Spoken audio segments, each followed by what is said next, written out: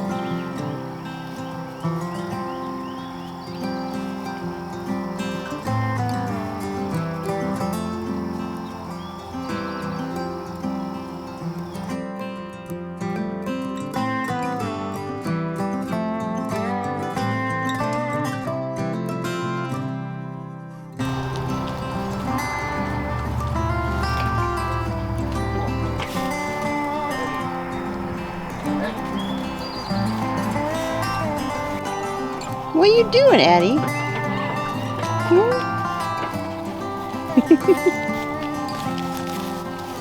You too, Chan? What are you doing?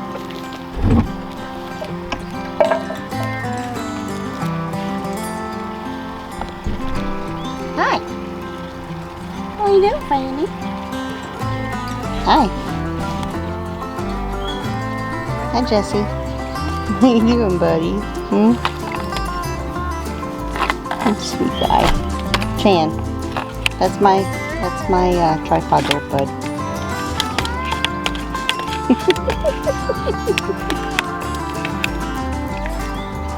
Dude. Really?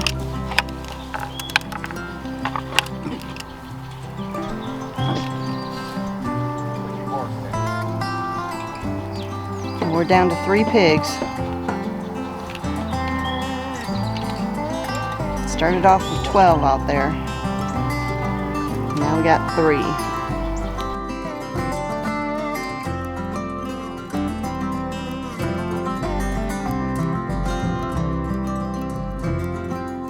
So as you can see, a lot has changed since the last video. I mentioned that this new garden area that I was putting in, I had already changed my mind on something that I was going to do. And that is what I have been doing. I was out here almost the entire day yesterday till about 4 o'clock, working on moving the brand new beds from over there. You can see right there where they used to be. The plan is I'm going to put this fabric all the way out there to that fence line, and then at some point, little by little, I'm going to put a whole nother row of beds over there. And ultimately, I think I've got enough space for 2 more beds in this row, and then I'll do the same over there, so that'll give me 14 beds in this area. And this is going to be my new overall garden area. I think it's gonna work out great. My plan is when I get everything put in, I'm going to line the edges with some landscaping timbers, and then I'm going to fill in all of the space in between, most likely with some mulch, because I think that will give me the most bang for my buck. I would love to do something like pea gravel, but that's pricey, and I think yeah, I don't know that that would happen right away if I did that. So mulch I could do, I think. So that is the plan, and I know that over time, you know, mulch does break down a bit, and you do get weeds that'll begin to grow, but I think it'll be easier to maintain, and I can always come in with some vinegar or something like that to spray just in the walkways to keep down the weeds and help keep control of that. I think it's going to work out great. That's the plan. I'm looking for something that is going to be a little more low maintenance than the other garden area where I have to weed eat and all of that. The less weed eating, the better, because that is probably the #1 chore when it comes to outside chores that I hate to do. I hate weed eating, but sometimes I have to do it. I just hate doing it. So once all of that gets completed, there's going to be kind of an open area right in here after we move this fence. This will come down so that the 2 sides are all connected, and then the fence will just go all around there. But right in here is where I plan on building some sort of sitting area. I would love to do maybe a pergola or a gazebo. I haven't quite decided yet, but I want it to be right in here. And then over there, right back there, you can see my red raspberry patch. So right in that little space is where I want to build my little rustic tool shed.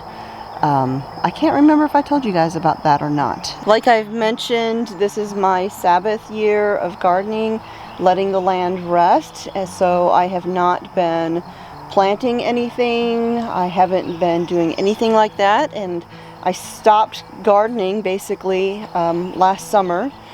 There was no fall garden, no winter garden, and this year no spring and summer garden. And then once time for the fall garden rolls around, that is when I will plant again. So everything that is out here in the front are all things that came back on their own. So let's go take a quick look. Alright, so I did do a little bit of watering today, just because it has been extremely hot and dry. We haven't had any rain for a good bit. I do need to do some weeding out here though. I've got some stuff that's just kind of looking a bit of a mess, and so that'll probably get worked on tomorrow actually. So this whole end here is yarrow, and I have talked about how holy moly this stuff goes crazy. I'm actually planning this autumn to dig most of it out, or honestly maybe all of it out, because I don't think I'll ever really get rid of all of it. I'm sure it'll just keep coming back. So I'm going to remove as much as I can and set up some sort of dedicated little spot for yarrow, and just kind of let it go crazy away from everything else. You can see right down here, this is some oregano. There used to be a big, beautiful patch of oregano right in here.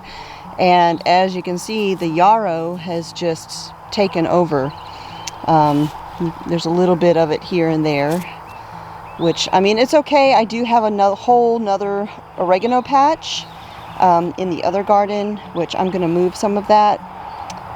So I do have oregano. It's just I've got way more yarrow than I would than I need, I think.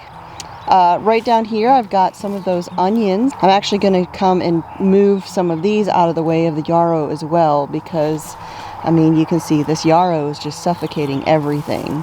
So I'm going to pull some of these out and move them. This right here is a type of thyme. If I remember correctly, this is German winter thyme. And it is doing amazing. Look at how beautiful that thyme is. That is a giant weed I need to pull out. Down there I have some more of the German winter thyme. And again, I'm pretty sure that's what it is. I'm going to have to go back and actually look at my own garden tours and remember.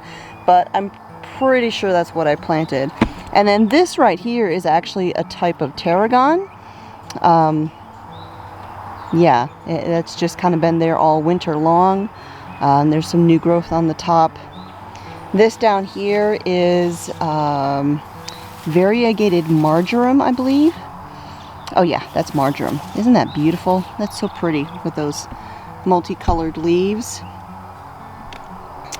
That is catnip that I did not plant. I have a bunch of catnip all over the place this spring, this summer, that I did not plant. I'm guessing the birds did it for me.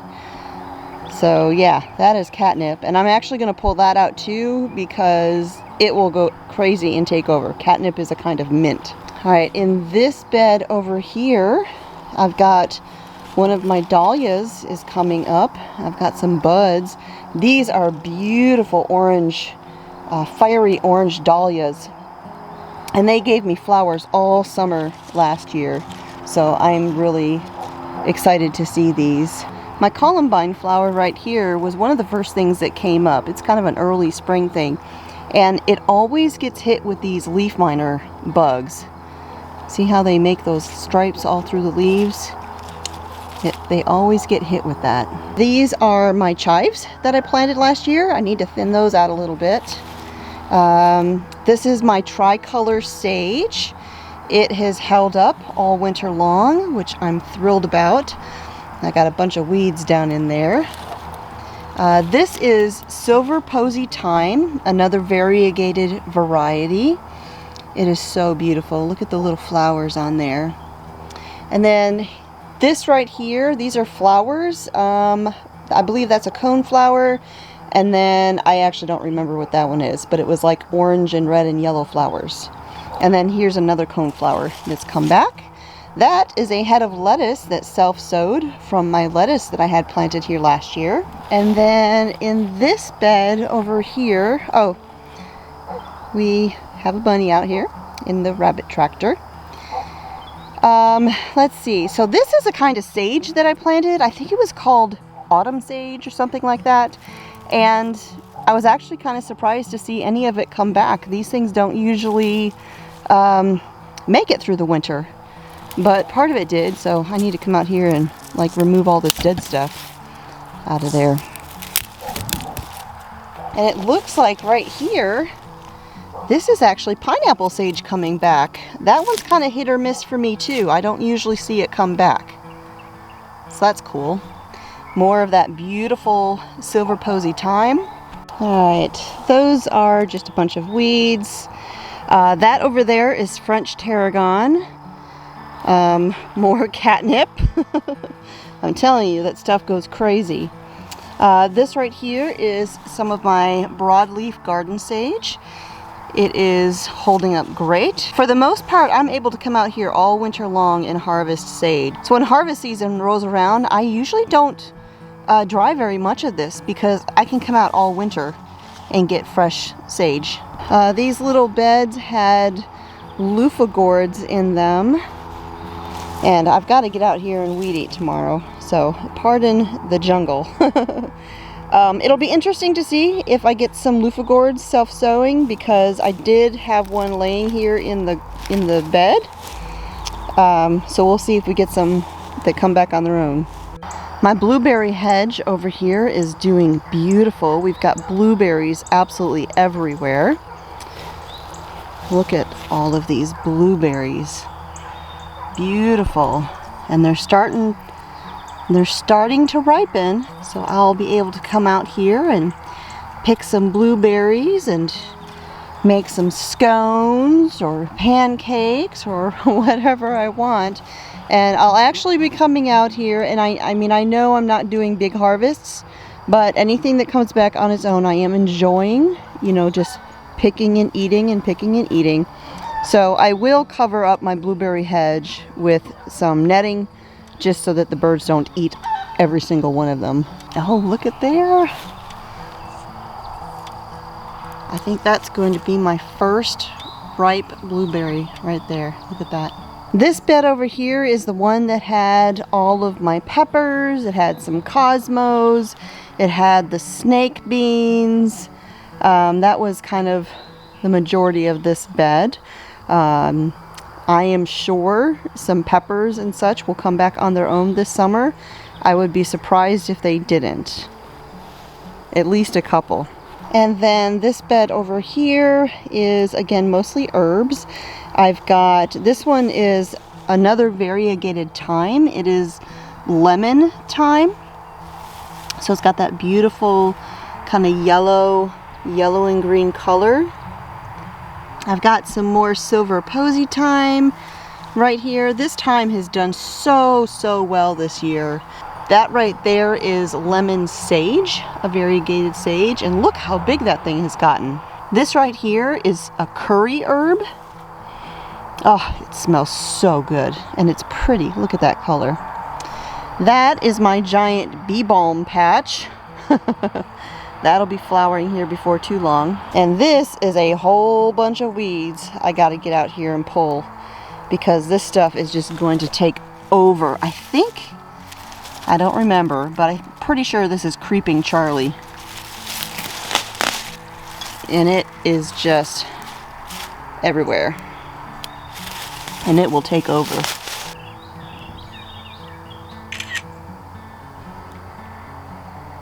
What is that? Oh, ground ivy. Yep. See if you can see that. Ground ivy, also called Creeping Charlie, gill over the ground, ale hoof, or field balm. And this was edible. I have not tried it though.